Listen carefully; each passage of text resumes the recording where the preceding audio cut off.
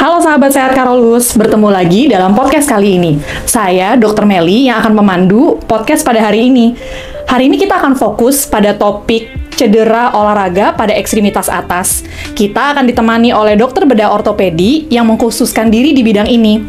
Olahraga sudah menjadi bagian yang tak terpisahkan dari semangat hidup sehat ya, tapi kadang alih-alih berolahraga malah kita jadi cedera.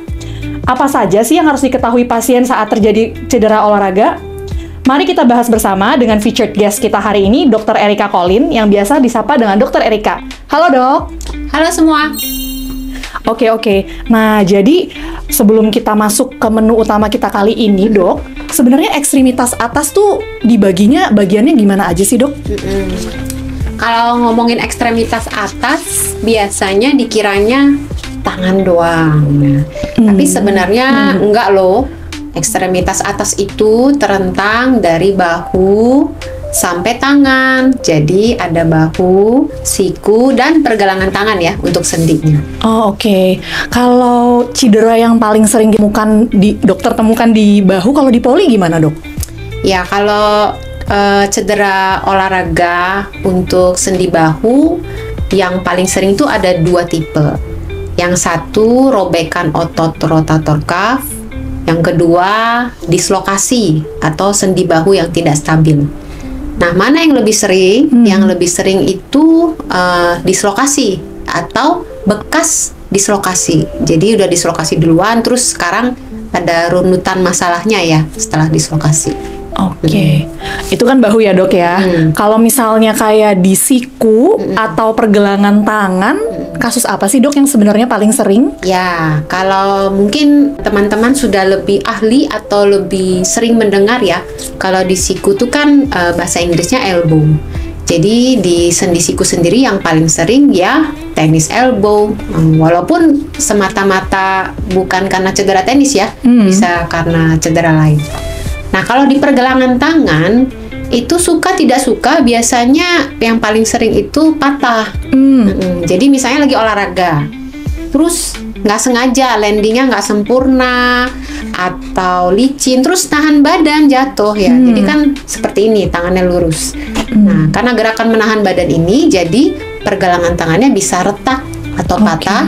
Atau kedua, beruntung ya, cuma keseleo aja atau cedera bantalan sendi di pergelangan tangan. Kira-kira gitu dong. Lumayan banyak ya ternyata cedera-cederanya. Oh, banyak, sering sekali. Nah, dari sekian banyak yang sudah dokter sebutkan tadi, harus dioperasi semua nggak dok? Atau sebenarnya ada yang lain gitu selain operasi? Ya, kalau dengar kata operasi sih semua pada takut ya, ada alergi gitu. Sebenarnya kita coba kaji lagi. Ini cedera olahraga, pasiennya siapa? Pasiennya profesional, elit profesional, atau atlet rekreasional? Kalau yang pertama, yang profesional, itu pasti kan ingin performance-nya top notch, ya, prima, optimal. Jadi biasanya semua kelainannya kita harus kembalikan seanatomis mungkin. Jadi bahasa lainnya kemungkinan bisa aja dioperasi. Itu baru kemungkinan. Jadi tidak semua sih harus dioperasi. Tapi yang kedua, yang atlet non profesional atau rekreasi aja nih, cuma buat cari keringat lah olahraganya. Itu kemungkinan besar hanya perlu reconditioning atau functional training, atau kita nama lebih enak didengarnya fisioterapi ya dok. Jadi tanpa operasi. Masih ada kemungkinan tempat untuk tanpa operasi dok. Oke, jadi kalau misalnya sebagai atlet rekreasional nih, kita berarti masih ada tempat kan ya dok buat fisioterapi. Iya. Nah, sebenarnya cedera yang seperti apa sih dok yang kita tuh, oh ini fisioterapi aja nih gitu? Oke, kita tahu dari mana kita harus operasi atau enggak ya dok? Ya kurang lebih gitu dok. Jadi kita harus kenal dulu secara spesifik dan akurat kita itu sakit apa. Misalnya, oh bahu saya sepertinya cedera olahraga nih, kena nih cuffnya, atau bibir sendinya sobek. Udah pastikah? Nah, kita harus dapat diagnosis yang akurat dulu dong di semua pendekatan penyakit ya. Kalau kita bukan bilang cedera olahraga aja. Nah, jadi dalam pendekatan diagnostik itu penting punya tim yang solid. yang kuat ya. Jadi dokter harus periksa pasiennya, harus review. Ini cederanya gimana tadinya, mekanismenya gimana. Itu interogasinya harus detail, Dok. Dan dikonfirmasi dengan pemeriksaan fisik. Jadi bahunya diutak-atik sama dokternya, dicek segala bidang.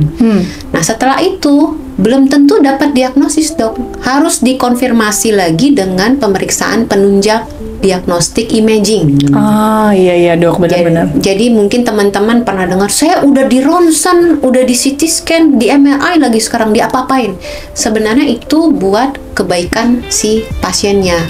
Jadi kalau kita tahu diagnostiknya apa, diagnosis pastinya apa, kita tahu ini haruskah operasi atau masih ada tempat untuk fisioterapi saja. Itu, Dok. Jadi diagnosis dulu, baru tahu ini operasi atau tidak. Oke. Berarti sebenarnya dengan kata lain, kalau misalnya kita mengerjakan fisioterapi, tapi itu diagnosisnya nggak akurat nih, Dok. Jadi kayaknya kesannya kita fisioterapi tapi arahnya nggak jelas, gitu. Ya. Jadi kayak dilempar ke hutan aja. Ini mungkin kira-kira diagnosisnya A sampai Z gitu. Di fisioterapi aja. Makanya kadang pasiennya merasa, kok saya seperti jalan di tempat. Sebenarnya untuk diagnosis ini penting juga untuk teman-teman yang sedang fisioterapi. Agar terbantu si fisioterapisnya, dokternya, dan pasiennya tuh arahnya jelas. Arahnya jelas ya, Dok, dan ya. strateginya dan goalnya jelas ya. Gitu, evaluasinya apa. Oke. Nah, sahabat sehat Karolus, di rumah sakit kita sudah tersedia kok seluruh pemeriksaan yang tadi sudah dijelaskan oleh Dokter Erika. Nah, sangat penting untuk kita tahu gitu sebelum kita melanjutkan untuk terapinya gitu.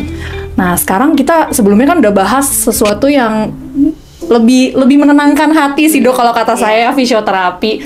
Kalau kapan sih, paling takut nggak sih, sahabat sehat Karolus juga pasti takut kalau misalnya mendengarkan kata-kata operasi. Sebenarnya bahaya nggak sih, Dok, kalau operasi? Oke, kalau operasi sendiri itu kan tindakan pembedahan ya, namanya disayat gitu. Nah, teman-teman pasti lebih mungkin kalau di bidang lain ya, Dok, lebih sering dengar kata-kata endoskopi, laparoskopi, yang skopi ya belakang itu akan diintip ya pakai kamera ya, lambungnya, perutnya ya, terus dilakukan tindakan bla bla bla gitu. Sama di cedera olahraga juga ada dua metode, yaitu metode pembedahan yang terbuka, open surgery atau tradisional, artinya disayat biasa gitu. Dan metode yang namanya minimal invasif, Dok. Nah, minimal invasif berarti tidak terlalu besar lukanya. Nah, kami juga ada skopinya, yaitu artroskopi ya. Artros artinya sendi, skopi artinya kamera. Jadi si dokternya masukin kamera ke dalam sendinya, lalu dilihat dalamnya seperti apa. Oh iya, sobek, jahit. Oh iya, ini jaringannya sudah tidak bisa dipertahankan, artinya direkonstruksi. Jadi dibikin jaringan yang baru untuk gantiin. Misalnya teman-teman pernah dengar ACL ya, ACL reconstruction. Nah, sama. Jadi tujuan artroskopi adalah mengubah pembedahan yang sifatnya tradisional, yang besar sayatannya, menjadi sayatannya lebih kecil dengan kamera yang akurasinya lebih tinggi dan bisa memperbesar, di zoom berapa kali gitu, jadi lebih jelas gitu. Seperti itu, Dok. Oke. Kalau kita bahas, kan tadi kita bahasnya soal bahu, siku, dan pergelangan tangan ya, Dok. Jadi ekstremitas atas. Sebenarnya rata-rata tindakannya tuh bisa artroskopi, Dok? Bisa. Jadi tindakan untuk operasi cedera olahraga bahu, siku, dan pergelangan tangan dapat dilakukan dengan dua macam tindakan, Dok. Open dan artroskopi. Cuma bedanya mungkin artroskopi punya nilai lebih ya, Dok ya, dibanding pembedahan yang tradisional, yaitu sayatannya kan lebih kecil. Jadi perdarahannya lebih sedikit. Lalu kalau sayatan kan identik dengan rasa nyeri ya pasca operasi. Jadi kalau sayatannya makin kecil, harapannya ya nyerinya juga makin ringan. Nah, setelah itu lama rawatnya di ruangan, dirawat inap juga lebih singkat ya. Nah, untuk goal besarnya sebenarnya gongnya adalah di recovery-nya, Dok. Nah, kalau kita lama rawatnya lebih singkat, perdarahannya lebih sedikit, Nah, itu recovery-nya diharapkan lebih cepat, Dok. Jadi lebih cepat return to sport. Untuk sendi bahu, siku, dan pergelangan tangan semuanya bisa dengan tindakan artroskopi sesuai dengan indikasi diagnostiknya tadi. Dia sakit apa, lalu kita kaji. Ini mampu laksana nggak dengan artroskopi gitu. Oke. Tapi kalau misalnya pasca tindakan artroskopi, walaupun dia minimal invasif, tetap perlu fisioterapi, Dok? Ya, ini kuncinya. Jadi sebuah tindakan usaha untuk mengembalikan pasien ya return to sport setelah cedera olahraga itu kan ada dua sisi. Jadi sisi pembedahan itu berperan 50%, Dok. Ini baru 50%. Nah, jadi jangan berpikir setelah dioperasi H+1 langsung cereng gitu, langsung pulih gitu ya. Enggak. 50%-nya lagi adalah fisioterapi. Nah, kita jangan lupa. Jadi ini satu nafas. Jadi pembedahannya harus bagus, fisioterapinya harus bagus, dan saling mengerti apa yang dikerjakan di pembedahan, apa yang akan direncanakan di fisioterapi itu sejalan. Jadi satu paket itu, Dok. Itu kayak ini nggak sih, Dok? Ada suatu layanan di rumah sakit kita, yaitu namanya St. Carolus Sports Center. Itu terintegrasi antara layanan ortopedi, kedokteran olahraga, dan juga rehab medik. Nah, jadi bener banget seperti yang dibilang sama Dr. Erika, itu adalah suatu nafas ya, mulai dari awal dilakukan tindakan sampai pemulihannya, baik melakukan operasi maupun tidak dengan operasi, dua-duanya bisa datang ke sport center kita. Nah, jadi jangan khawatir, ada tim dari Rumah Sakit Carolus yang selalu siap jagain sahabat sehat untuk selalu bisa menangani cedera olahraga yang terjadi. Menarik dan berdaging sekali ya diskusi kita hari ini, Dok. Terima kasih ya Dr. Erika sudah meluangkan waktunya untuk sharing insight-nya dengan kita semua di sini. Saya yakin sahabat sehat Carolus pasti menjadi lebih terang dan jelas dalam menangani cedera pada upper extremity. Kalau ada pertanyaan lebih lanjut, dapat menghubungi Sport Center Clinic dan juga tim ortopedi kami. Semoga sehat selalu ya. Sampai jumpa di podcast berikutnya.